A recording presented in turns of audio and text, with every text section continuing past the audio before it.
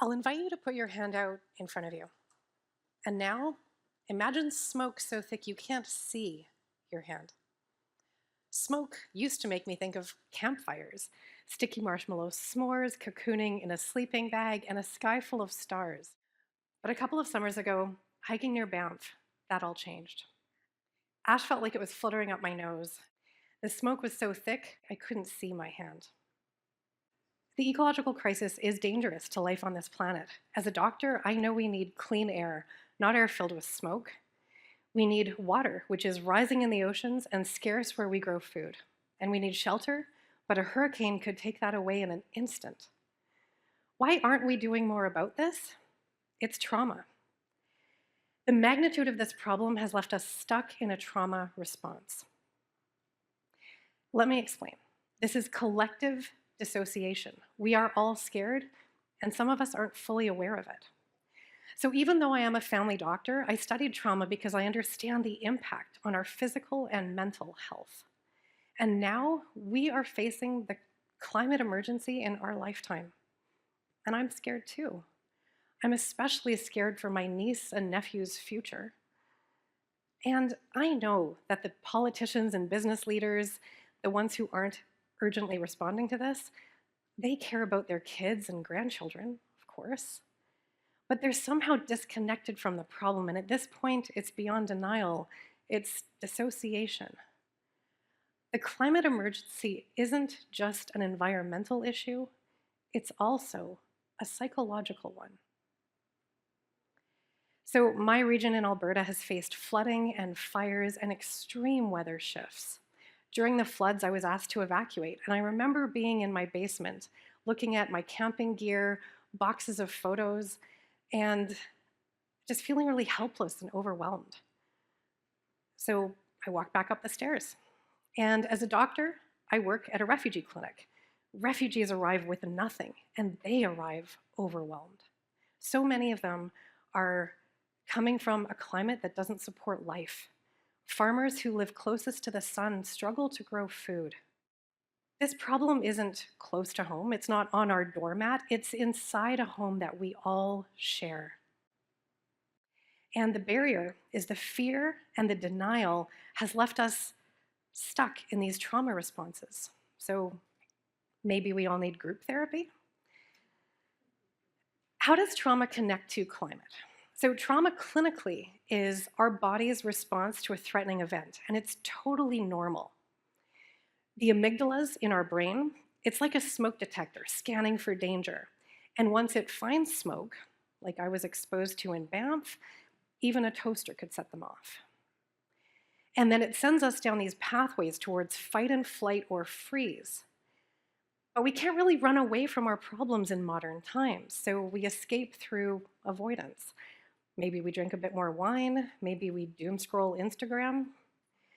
But being shut down is the last thing we should be doing at this critical time, because what we decide in the next decade will steer the course of history.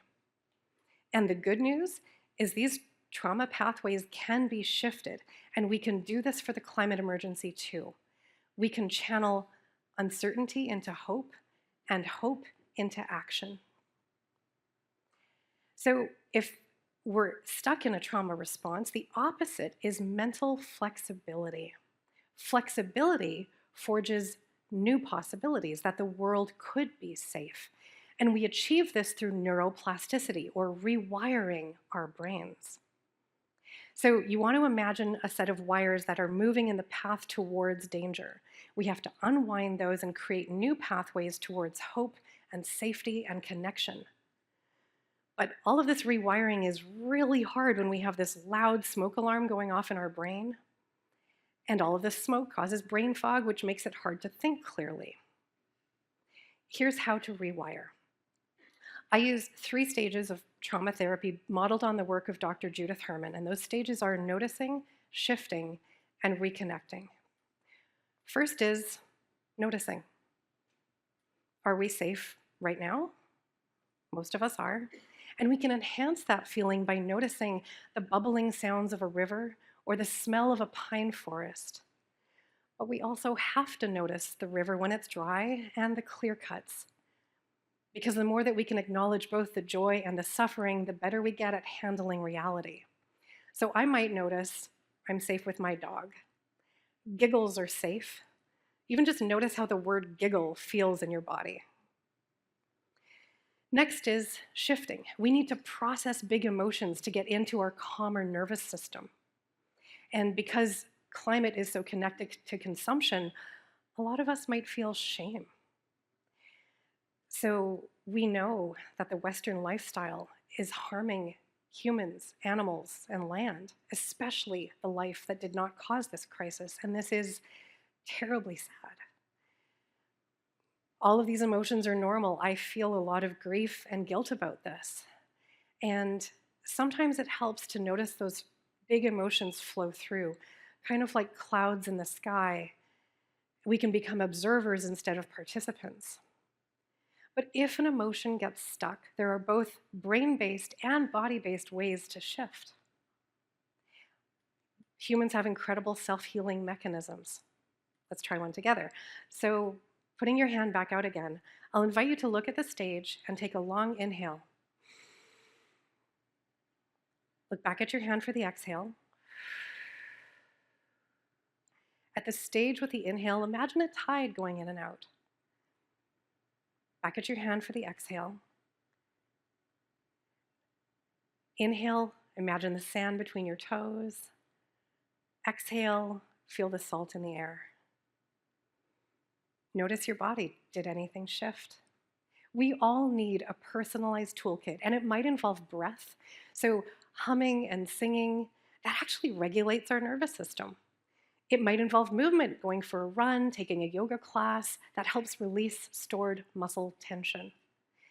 Interestingly, our ancestors knew this. A lot of them did chanting or dancing in a circle together, and that helped them heal. So we might need to reconnect to that. Ultimately, we need a network of support, and sometimes we need formal therapy. So after noticing and shifting, we move to the final stage of reconnecting, and reconnecting is moving forward down these new pathways. We need to nurture a belief that we have some control over our future, and then we can focus on what brings us meaning and purpose and hope. Who do we want to be? What kind of world do we want to live in?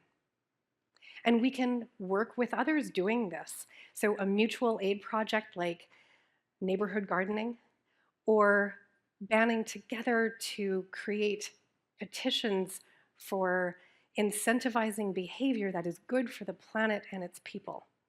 For example, we could better prioritize mental health resources because toxic stress is spreading like wildfire. And trauma heals in relationships. Interestingly, younger people see this crisis more clearly.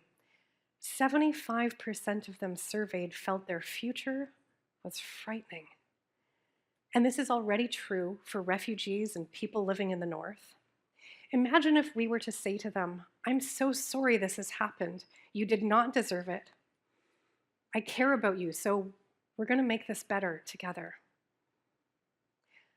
Just like in healing individual trauma, healing ecosystem trauma needs people. Part of what hurts us is this sense that we're alone facing this, and we are literally in this together. Inside every emergency, there's an opportunity for emergence. If we could clear the smoke in our brain, or at least turn down that fire alarm, we could see the solutions more clearly, and then we could envision a world that supports us all. Together, we can make this happen. How do we begin to solve the complex problem of climate change? We start by helping ourselves feel safe.